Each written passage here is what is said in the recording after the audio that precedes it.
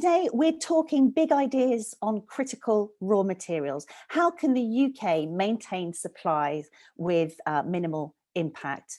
Obviously, a very, very important topic, a critical topic in and of itself. So we're talking a lot about decarbonisation, especially in the wake of COP26 in Glasgow. And we're talking about ramping up all sorts of renewable energy, electric vehicles, obviously, and arguably we've been talking less about the critical materials and where they're going to come from to facilitate this huge transition and underpin the whole net zero economy, really. And today, Green Alliance are launching their report, Securing the Raw Materials Needed for the UK's Green Transition. It's very good. If you haven't had a chance to read it yet, I suggest you will after this, especially when you've heard about it. So just to let you know how it's going to run in a very straightforward way, I'm going to introduce you to our incredible panelists in a second. Each of them is going to present for a few minutes, about 5 minutes. Then we're going to have a little bit of a discussion between us, and then we would love your questions. So we invite your questions. Please just pop them into the Q&A box. And if you would like to tweet about it, because do we even exist if we're not on social media? Hashtag GA event. And the event is being recorded, so you will be able to get access afterwards if you miss anything. Okay, so this is a very fast-moving conversation, and there seems to be something happening every day. So yesterday I noticed that the International Energy Agency upped the percentage of renewables, which that's ratcheting up. It pays to keep on top of this as a subject. So I'm really, really delighted that we have the quality of panelists offering such a sort of broad overview, but critical overview of this subject today. Let me introduce you to them. Give a wave when I say your name, if you don't mind, panelists. So firstly, let's meet Emmanuel Umpula, who is Executive Director of Afrewatch. He's an expert in the extractive industry, good governance and transparency. Huge congratulations to you, Emmanuel, because I know that Afrewatch has been awarded the 2021 UN Prize for Business and Human Rights. So thank you so much for fresh from that victory joining us today. It's great to have you with us, and of course from the Congo. So thank you very much indeed. We're also joined by Dr. Heather Plumpton. Hello to you. And hello, thank you for the wave. Heather is a policy analyst at Green Alliance. She joined in May this year. Before that, she was at the University of Reading, and she's worked on climate adaptation and resilience building in Africa. Very, very interesting research. Heather has a PhD in environmental science from the University of Reading and a BA in natural sciences from the University of Cambridge. And she is also one of the authors of the aforementioned report. So she'll be telling us all about that. Thank you very much. Next, we have Dr. Jonathan Norman. Hello to you, Senior Research Fellow within the Sustainable Research Institute at the University of Leeds. Recently, he led analysis of the materials and product sector for the Centre's Positive Low Energy Future Report. So amazing to have you here and to get your take on where we are now and this report as well. And then last but by no means least, we have Dr. David Greenfield, who's Managing Director and founder of SOENECS and also Take Back. And in September, David was appointed as Professor of Circular Economy at the University of Brighton, which is just music to my ears that we have you in that post. I think that's an amazing leap forward. So we're going to have a pretty interesting discussion, and I'm going to start first of all by handing over to you, Emmanuel, to tell us about the impacts of extracting critical raw materials on the Democratic Republic of Congo. Yeah. Thank you for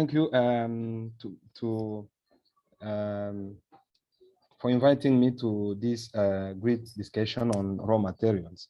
Yeah, just to give you a bit of idea, Congo is producing, in terms of cobalt, I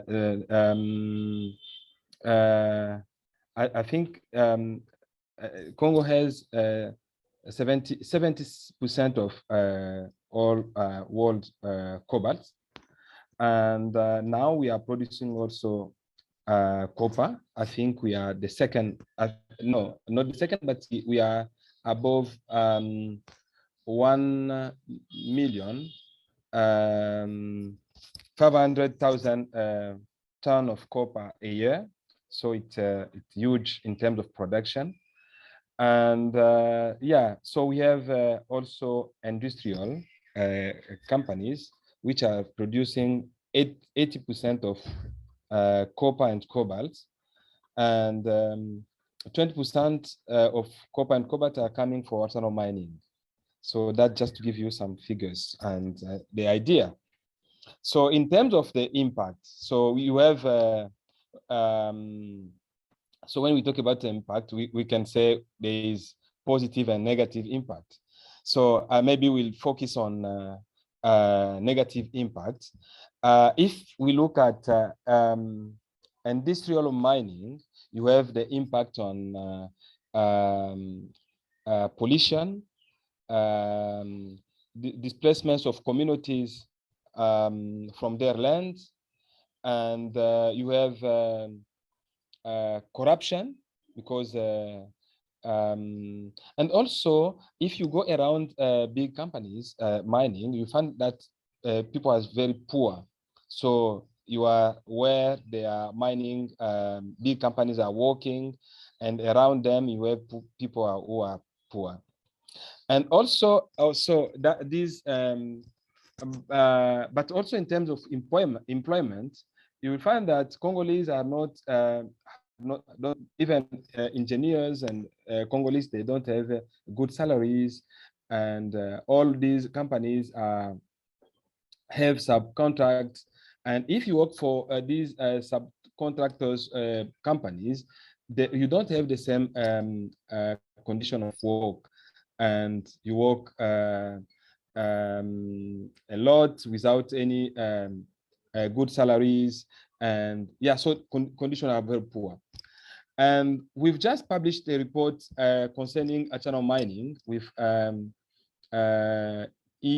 AAED, our partner from England, talking about the huge problem of artisanal mining work, mine.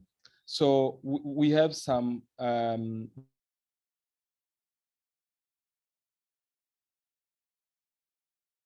it is about having artisanal mining zone, because now artisanal miners are working on concession which belong to big companies. So this has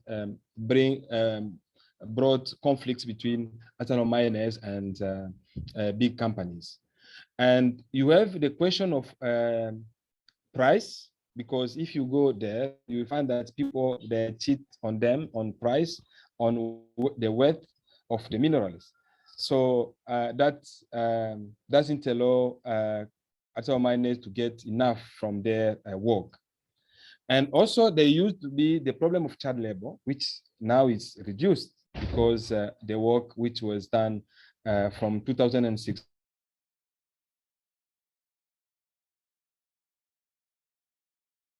so there is a lot of change, positive change on that issue. But at the same time, you have the problem of cooperatives, which are not well organized. They belong to politicians and everything coming alongside of that. And yeah, so if we try to see, if we take the both sectors, artisanal mining and industrial mining, we can say that there is a lot of, the problem is about sharing of profit. And this comes with the question of energy transition, because Congo is saying that they are a solution.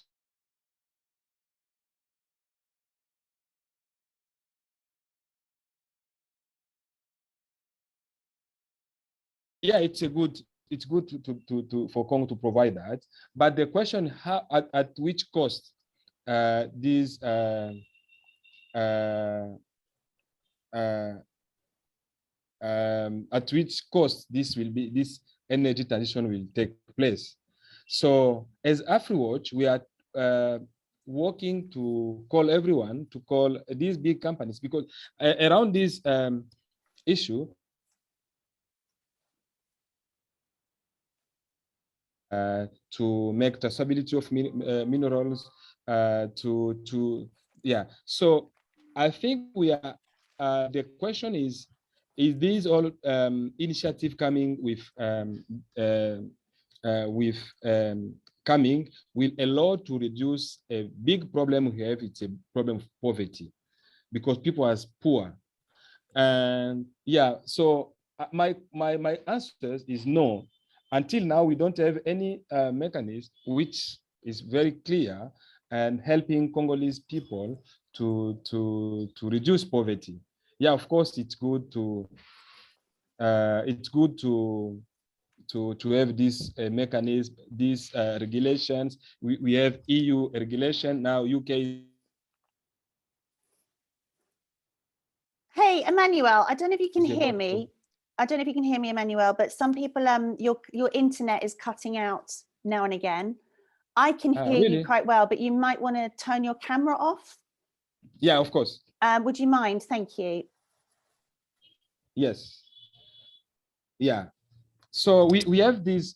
Is that fine now? Yes. Yeah. Please keep going, and I'll let you know if there's an issue. Yeah.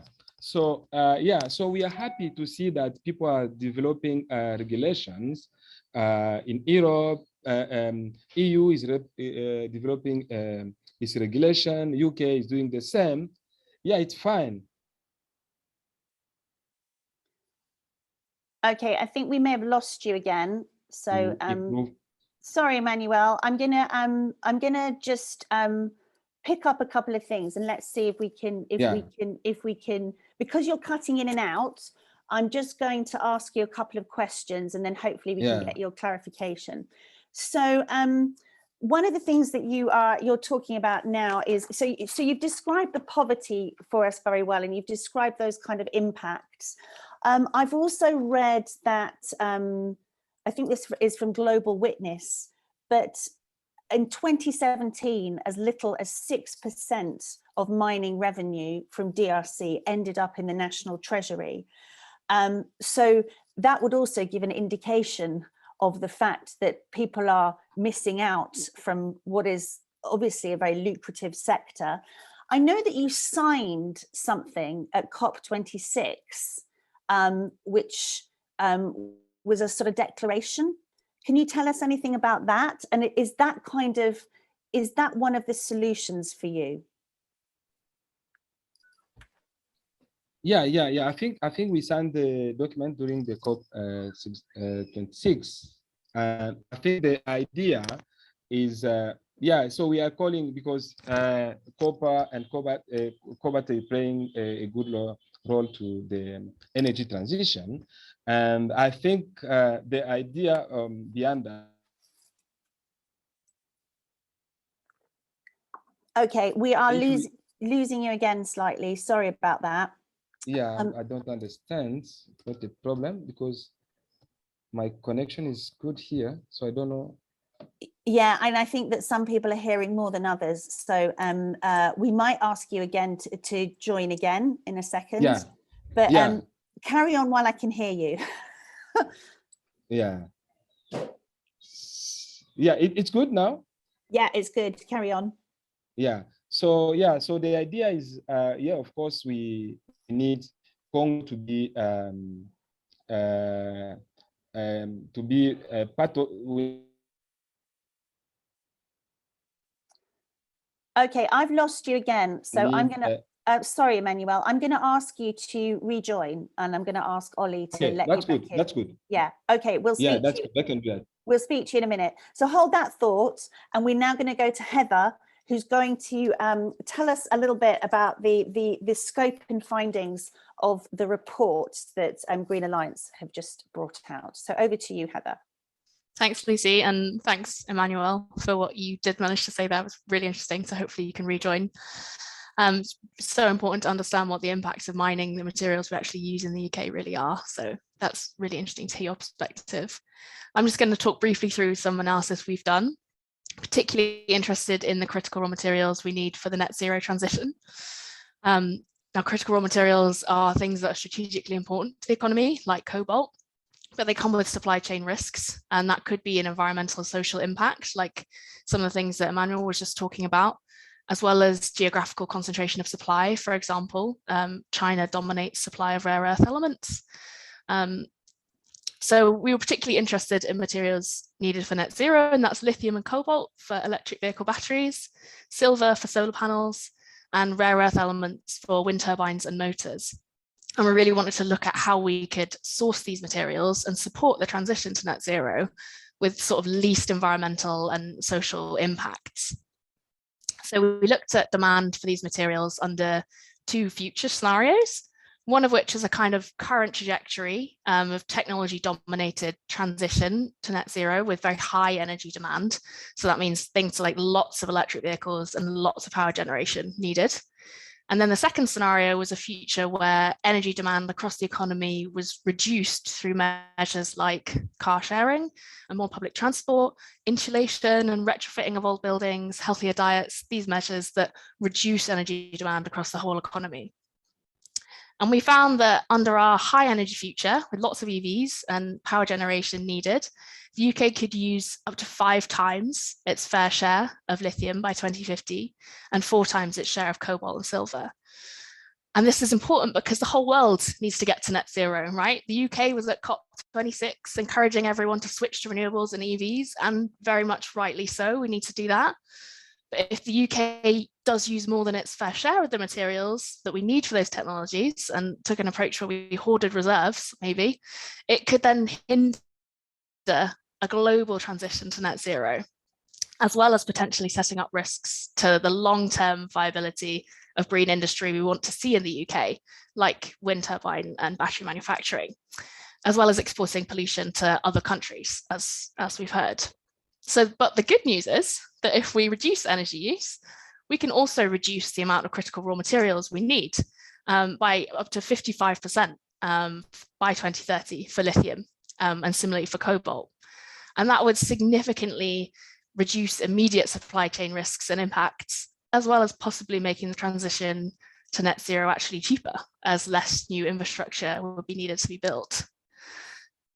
But there is still some remaining demand for critical raw materials. Even in that scenario, we're not going to get down to actual zero. So how could we source that remaining demand with least environmental impact? Well, if we achieved ambitious recycling rates of 70 to 90% for these materials, by 2050, we could actually meet nearly all remaining demand for electric vehicles, wind turbines, and solar panels from recycled content from those sectors in that lower energy future scenario. So there's a huge potential for the circular economy in these materials, where we reuse, remanufacture, reprocess and recycle these important materials, and we keep them in use at their highest value for longer, circulating in the UK economy. And we know this would also create jobs. Recent Green Alliance analysis showed there could be 450,000 jobs in the circular economy in the UK by 2035. So we really need to see the circular economy and cutting energy use being central to the UK government's proposed new critical mineral strategy in 2022. It's really great news that the government's taking a strategic approach to these minerals. That's really welcome and we really need it. But it also needs to be a sustainable approach. And we think that means prioritizing securing your supplies with least environmental and social impacts. So that should be through prioritizing cutting energy use and building a circular economy for critical raw materials in the UK.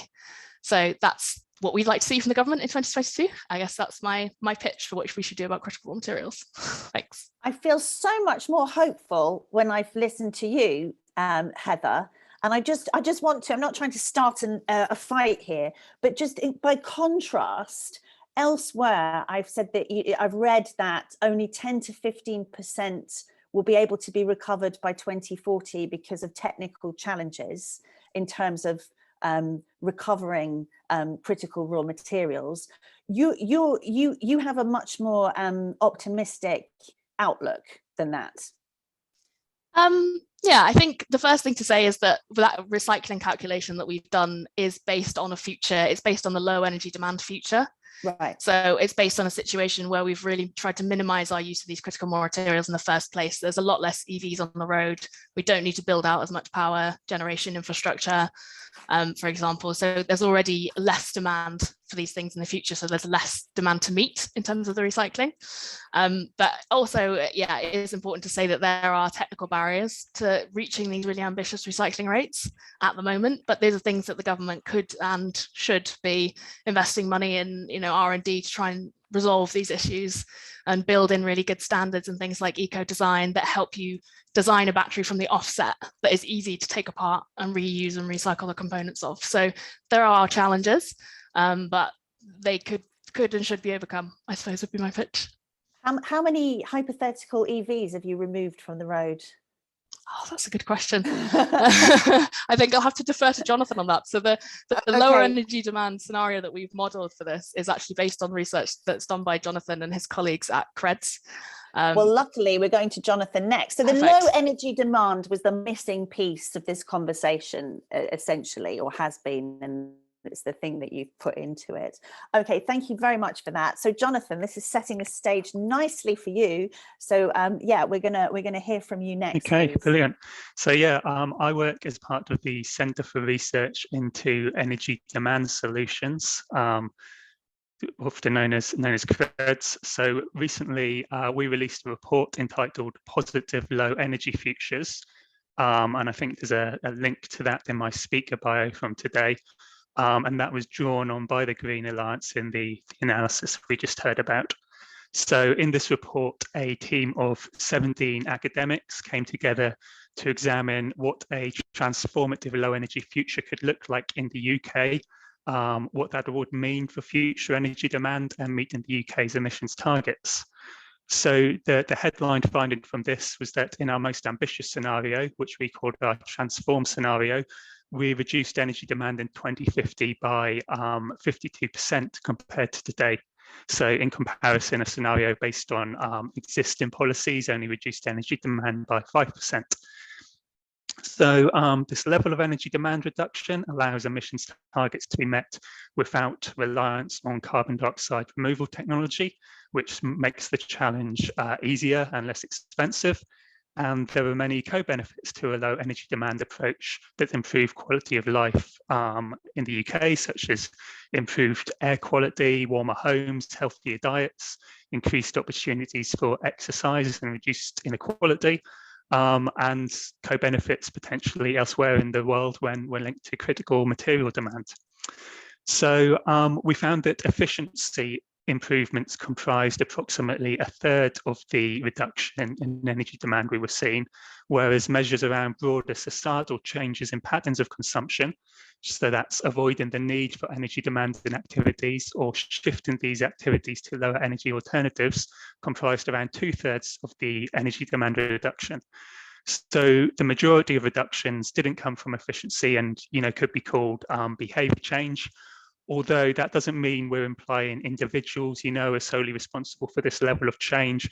Rather, it requires a broader systemic change supported by government. So we tend not to refer to this as behaviour change so much as broader societal changes in consumption patterns. So in this work, we didn't look at the impact of our scenarios on critical raw materials directly. So I'm going to talk about the impact we did see on areas that are important to critical raw materials. So principally the size of the electricity system in the future and the requirement for electric vehicles. So as I'm sure you're all aware, an increase in the size of the electricity system combined with decarbonised generation is a key component of most net zero futures. But whereas not addressing demand reduction would lead to a quadrupling of the required size of the electricity system by 2050, our low energy scenario would require a doubling, which, while still obviously challenging, is much more achievable. And this would reduce the capacity of wind power and solar PV required, which are both key to critical raw materials. So in our transform scenario, we required about 40% less solar installed and 30% less wind, compared to a scenario based only on efficiency improvements. And some of the key aspects of our scenario in limiting the size of the electricity sector are that in buildings, although the take-up of heat pumps is key, this is combined with increased efficiency of building fabric and smart controls. In industry, measures such as longer life products reduce the need for production of new products and materials and their associated energy use. And it's worth noting here too that measures which involve electronic products, which could include, longer life products and reuse, can also impact critical raw material demands. And in mobility, obviously switching to electrical vehicles is key, but this is combined with measures to reduce the travel demand of private vehicles. So that's a vastly improved public and active transport networks throughout the UK, a decrease in single occupancy car use, and looking at car usership rather than ownership models becoming more common, as well as measures such as more home working and less commuting trips required here. So these changes in mobility, as well as impacting the size of the required electricity system, also reduce the number of electric vehicles required. So we see a 70% decrease in private cars under our transform scenario, compared to a 13% increase in cars if we only concentrate on new technologies. So there's a really substantial reduction there in the batteries required through measures that target how we own and use vehicles. So I'll just close saying that we think this low energy approach is key to limiting critical raw material requirements, and is also key to meeting emissions objectives. A low energy approach needs to go beyond efficiency to also change demand for energy using services. And behaviour change is important, but shouldn't be relied on at the individual level. Rather, a systemic change led by government with public understanding and discussion would really allow the full suite of energy demand reductions and their co-benefits to be realised. Thank you for that. So much to unwrap. We'll come back. We've already got some questions about the appetite of policymakers to put this into effect, and also some of the challenges. So we'll come back to that, I'm sure. Thank you very much, Jonathan. David, we're going to come to you now to put the circular economy back in the picture. Yeah, I'm really interested to hear how you bring all these threads together. So over to you. I wish I had a simple answer, Lucy. Thank you. Thank you for the invite. And I should say well done to the Green Alliance for a really interesting report, which raises so many things that we need to consider. Just picking up what Jonathan's talking about, I absolutely agree that as part of our circular economy future, we need to dematerialize, we need to minimize the amount of materials and energy that we use as a collective globe. The challenge of doing that is going to be very significant. What I want to talk to you about is more the other recommendation report, which is about how we can capture the existing resources that are already out there. And that's where the circular economy, I think, plays a really important role.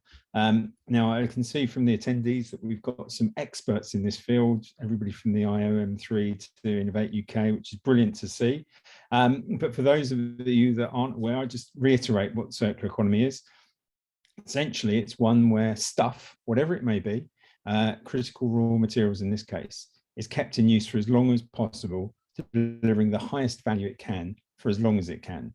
So rather than what we currently do in many cases, which is make stuff, use it, throw it away, we want to look at ways to keep those materials cycled into the economy.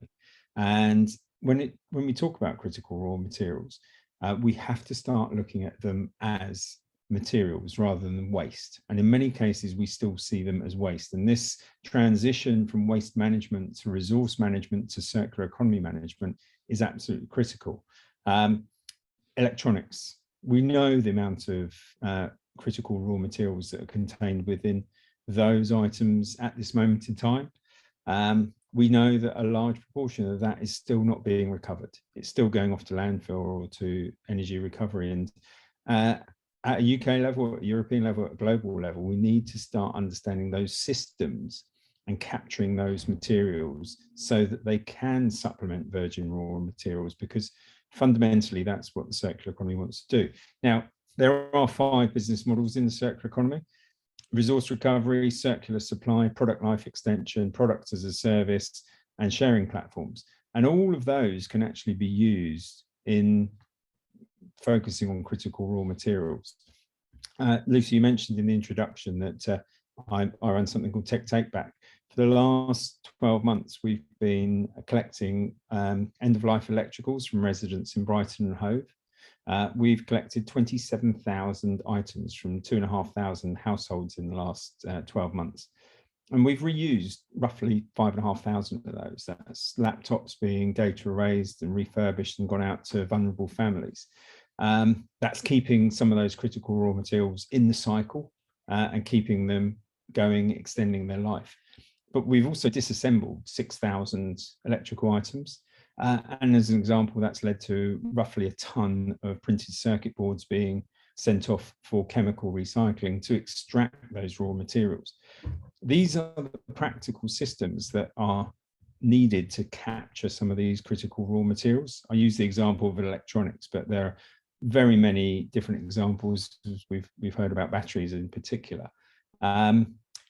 The change from what we're currently doing to a circular economy model for some of these materials is going to be quite intensive and needs some significant mindset change, as well as some serious resources from manufacturers, from governments, and from the public as well in many cases. So I think the challenge is exceptional. I think, can we do it? Yes, but we do need to work together on this. And I think that is our absolute challenge here. Conceptually, we should all be doing this. Practically, we need to find out ways of doing this. And the circular economy as a model should provide some of the answers, but it does mean that we need to get industry, we need to get government, and we need to get stakeholders on board to actually work together to implement this and to start seeing critical raw materials as something that, as a UK government in particular, we should be worried about. My role as the chair of the Institution of Civil Engineers, we've been calling for a department for raw materials for over a decade, because there is such a loss of materials in our system, and we really need to start thinking about it as a governmental and critical risk to our manufacturing sector moving forward. Okay, thank you for that very sharp summary. And all roads or all arrows seem to point towards the collaboration that you're suggesting. So I'm sure we'll talk more about that. Sorry, do keep your questions coming in, by the way. We're going to go back to Emmanuel, because we got you back. Thank you so much for rejoining us. And what I would love is for you to have a couple more minutes, so I can tell you where we kind of heard to, I think. You gave us a really good summary of the impacts. You talked about how the role that poverty plays, and you started to tell us about how little of the revenues are really redistributed or getting back. I'd love to hear some more from you, especially about whether you trust. We're hearing some of the big mining corporations now making noises about coming back to DRC and other countries, and whether the conversation has changed. You started to mention mechanisms for change, what that might look like. So if we could just get a couple more minutes from you, that would be great. Yeah, thank you. Thank you, and sorry for the internet connection. And yeah, I think of course we have there is a we are happy to see big companies coming in to this conversation, and to see what can be how can we help and improve the situation on the ground, and how can we reduce poverty by sharing profits between big companies and Congolese government and poor people. So yeah, so this is a good question. And also we see that there is a development of initiative at the international level, but also at locally, we have people coming with initiative. And I was saying that the big question is how this initiative can help to improve the situation on the ground. And also, and you know that when we implement this initiative, there's a cost. How this cost will be shared between people who are coming with this initiative and communities, because now we are saying that we are getting less. And when you bring this initiative, the company will spend also money by implementing this initiative. Who will support the cost? With this initiative, are we going to reduce poverty or to increase it? And yeah, so we are asking, when people are talking about that, we are asking, because for us as Afrewatch and our partner, the question is how to reduce poverty, and no one is trying to respond to this question, how to reduce poverty, how to help people which are in need. Yeah, so I think we are talking. Of course, we need this company to come. We need people to come and help with this initiative, but we should respond to the question of poverty and how to deal with. Okay, thank you very much for that. It's a very obviously the critical point. I'm wondering if there are any examples where you think, so I'm thinking of Botswana and the agreement that Botswana now has with De Beers, for example, for an equitable, well, at least that's what they claim, an equitable split of profits. We don't have time to go into that whole agreement, but I'm wondering if that is an interesting model, or if you're starting to see shifts in those agreements. For example, like if the people own the mine, and there has to be some sort of accord before these companies can even think about taking the minerals. Is there anything that you've seen that you think is working or would be a viable option? Yeah, of course. I think the Botswana model can be, yeah. So we can just duplicate, but you can see what is good. But I think it's a good example. And if you see the Botswana case, you will see that these companies are coming with a good. It helps to share profits, and you can see how wealth coming from Botswana's minerals is well shared. And we as Congolese, we need like kind of deal. And we are not, we are asking companies to come, don't to hide beyond small companies and to get minerals for free, but we need them to come and to sit with Congolese people and to see how to share profit and how they can mine in interest on in protection of human rights. Yeah, I think that's a good idea, and we hope Botswana's case is a good model. Okay, just one more point on that. So you have said in another interview, you talked about the fact that between 2002 and 2010, there was a big push to make mining companies step up their reporting and their governance, essentially. And a lot of them left, and they sold their shares to Chinese companies who some of them don't subscribe to any of these human rights. Is that resolved, or does that remain an issue?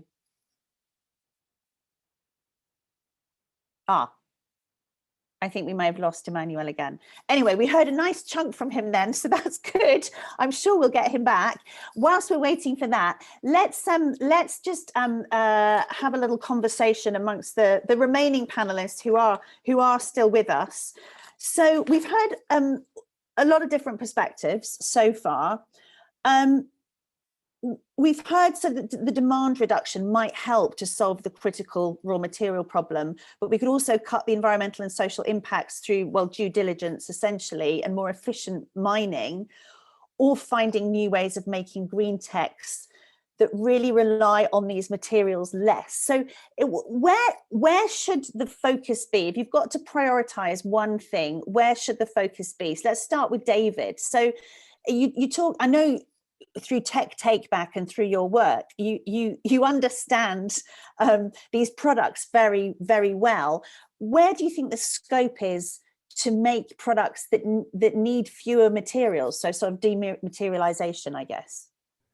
Yeah, it's a very big question that has got a number of different potential solutions. And I think one of the things that we need to do is look at alternatives, firstly, to critical raw materials. Lucy, I know that you were chairing a session a couple of weeks ago where there was a really interesting discussion about EV batteries and the fact that current makeup of the EV batteries is reliant on critical raw materials. But there's a lot of development which is now looking at solid state batteries, meaning that the use of critical raw materials will be significantly reduced. So I think there's a dematerialization angle, which is what can we replace some of these critical raw materials with? But then you only wanted one answer, you're always going to get two from me. Then we need to focus very much on, I think, understanding what critical raw materials we already have in the system and how we can capture them.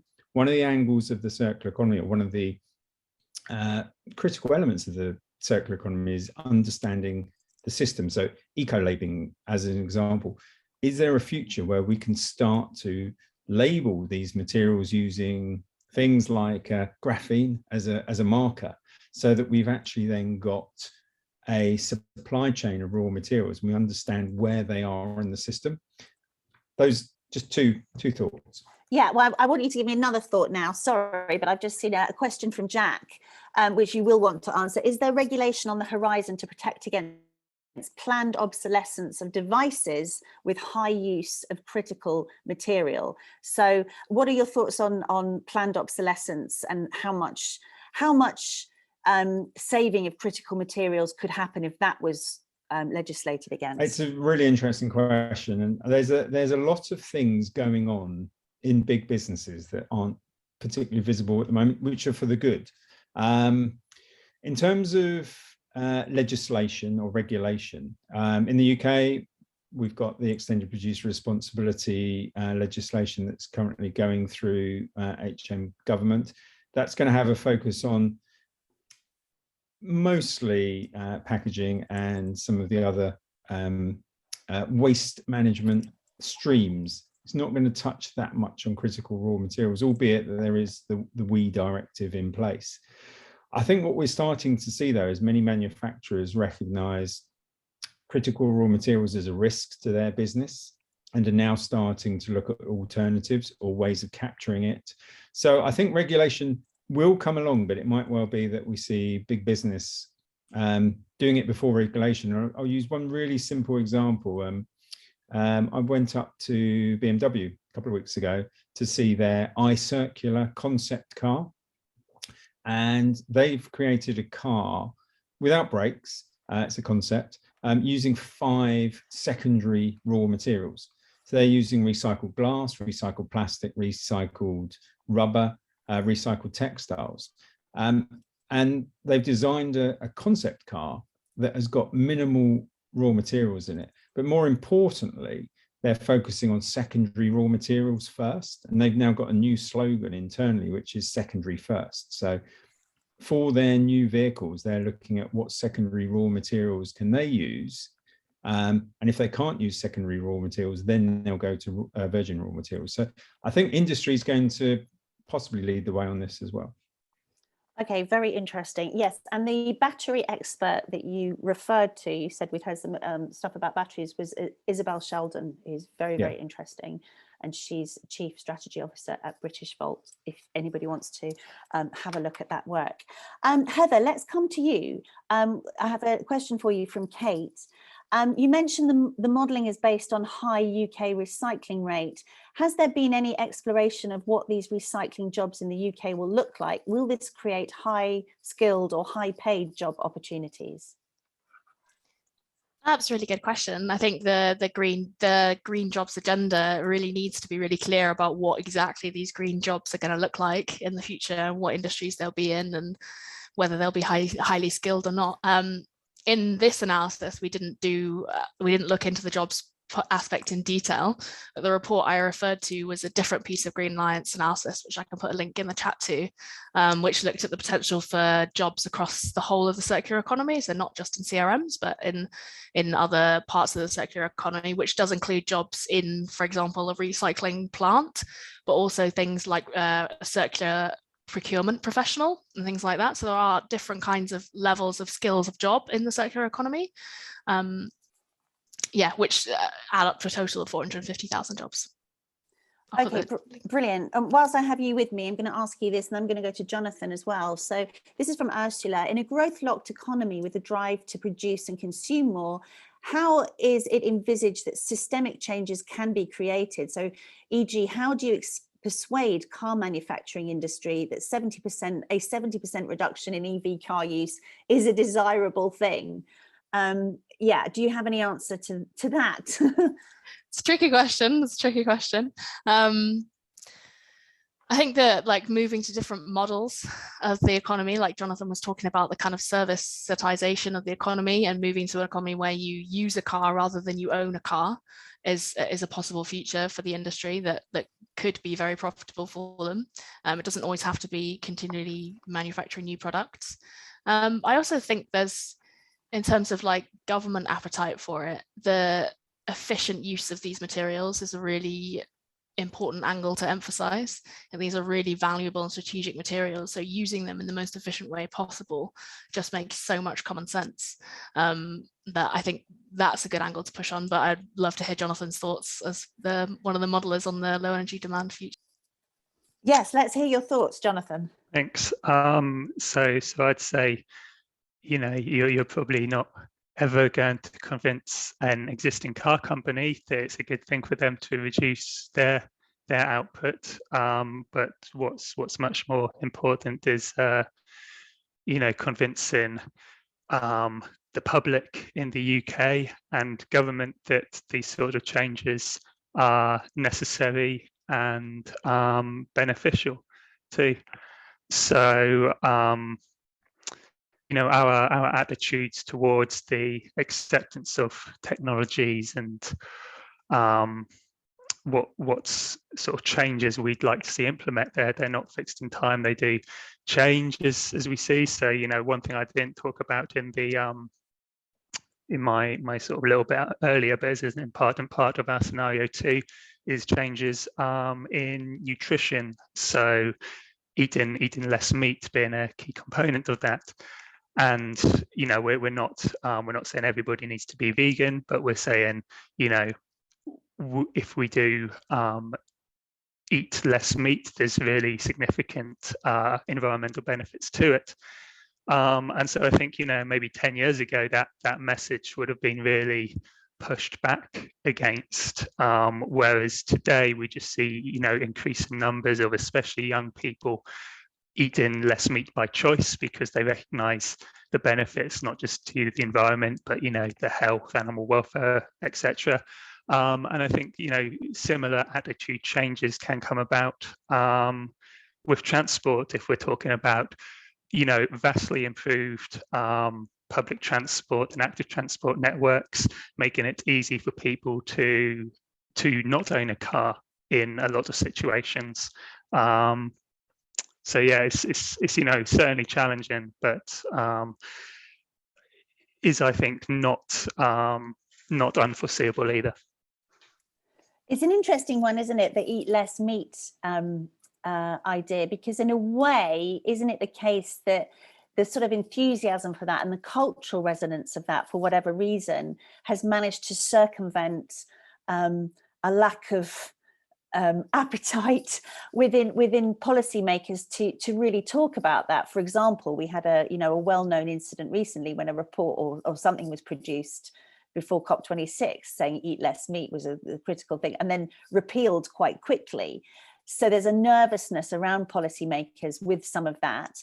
Do you think that things like car sharing, leasing a battery, all of that stuff could have the same sort of cultural relevance that could like almost push or get ahead of policy if we messaged it properly? Is there partly a communications task? Potentially, yeah. I think what we think is a key part of this sort of a low energy demand future is acceptance of the changes needed.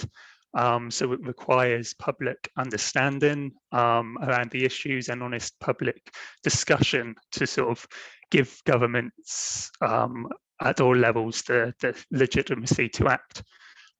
So one recommendation we make is that to have some deliberative methods, such as those used in the UK Climate Assembly and similar exercises, to sort of raise, the possibilities of these futures and gather the views of the public as well. So UK citizens are fully engaged in the transition, and it's not just seen as a top-down approach to climate policy. Thank you for that. Emmanuel, we're going to come back to you. Can you hear me, Emmanuel? Yes, I can. Oh, great. I wonder if you could just give us a reaction to what you're hearing. So some of the stuff around energy efficiency it must be kind of interesting from your point of view, because we're sort of discussing how the UK can cut its demands for critical raw materials. Would that be a good thing? Do you have concerns? Yeah, of course. I think as a Congolese, this is it can be a concern because the Congolese economy is linked to the extraction of raw materials. So I think when you reduce the demand on that of course will have a negative impact on Congolese economy. As a Congolese, I think it's an issue. And yeah, so I think it's I heard about the circular economy. I think it's a good thing, and we need to save the planet. But at the same time, we need to find a way for this to not have a negative impact on Congolese or African economy, which is relied to raw materials. And also that's one point. The second one is how we can, for instance, help African economy not just to be relied to raw materials economy, but to have, for instance, to have to install factories which produce batteries, and so we can try to transform African or Congolese economy to not that to be depending to raw materials, but can you hear me? Yes, I can still hear you. Yeah. Yeah. So I think it's a good idea. And I was asking to another webinar if that can be possible, instead just considering Africa like a deposit of raw materials. How can we help Africa to improve its economy by coming with these factories to produce locally these these batteries, and or to produce a part of the system of producing electric battery? This is super interesting. I suppose just a quick question. This goes back to my question before. How much would you trust a big organization like, say, Anglo-American, for example, who does have a history with DRC and is thinking about coming back? Do you feel that you would be able to form the sort of relationship that you would need to make this shift a reality? Yeah, I think the world is changing, and everyone is aware about the issues, the problem, and yeah, of course, I will not say don't come back, but I think we need them to change the way of doing business.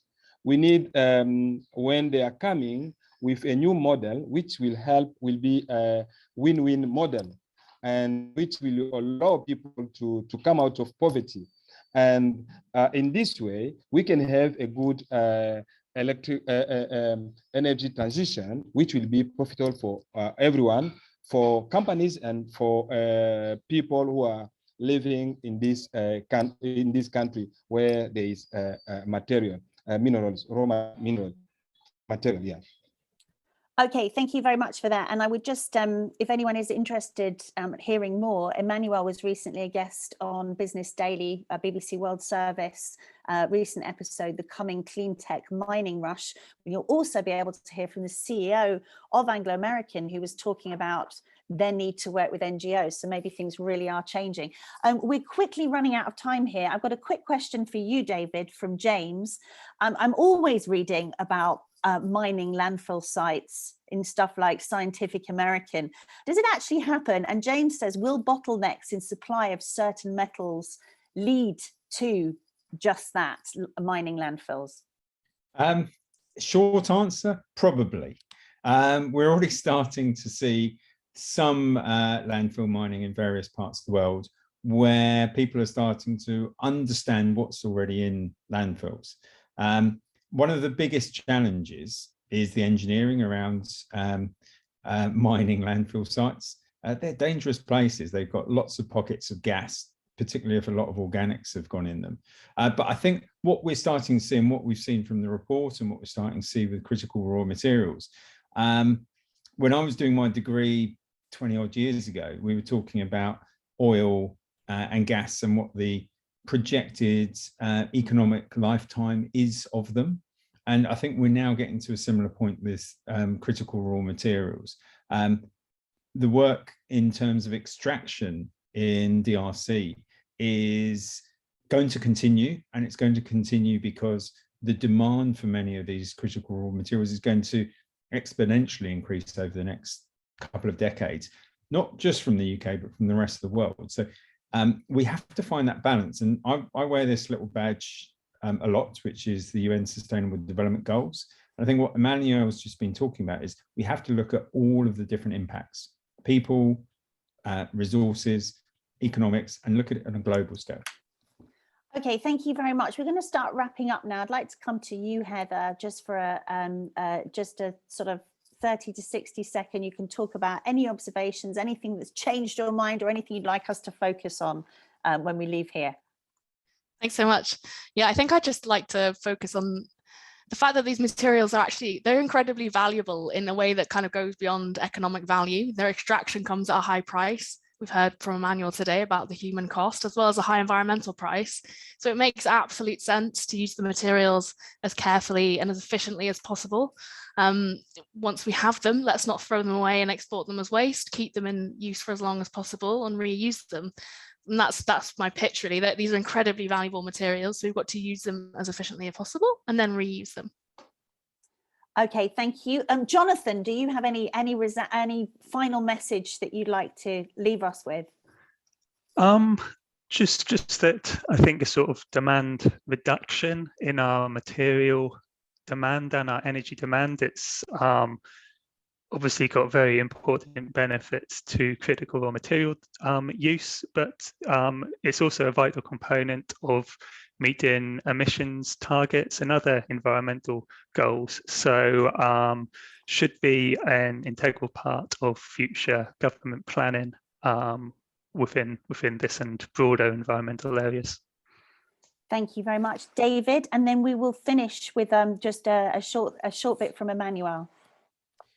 Yeah, very simply, I think what we need to do is think about design of future products. Circular economy is all around looking at the end of life of materials.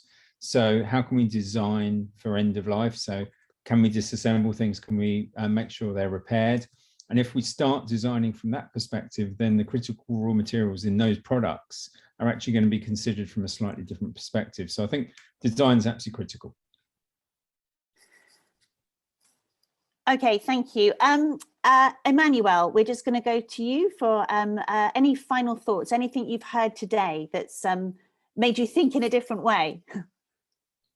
Yeah, thank you very much. And I was very happy to be part of this discussion.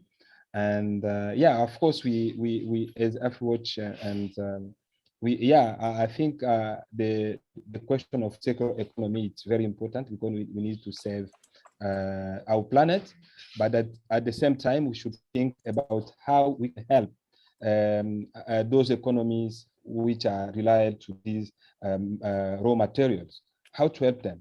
I think this will be key issues also. Yeah. Thank you. Thank you so much for joining us, and thank you for that very succinct end. And in fact, thank you to all of our panelists. I think that was incredibly dynamic discussion because we got through an awful lot of information, and thank you for all your amazing questions. I see that our panelists have been answering them as we went along. I've also just put another link up there because there's lots of links in that thread to, it's from the fashion industry. It's called Fashionscapes, Diamonds of Botswana, which explains the De Beers Botswana agreement in a little bit more depth if you're interested in that.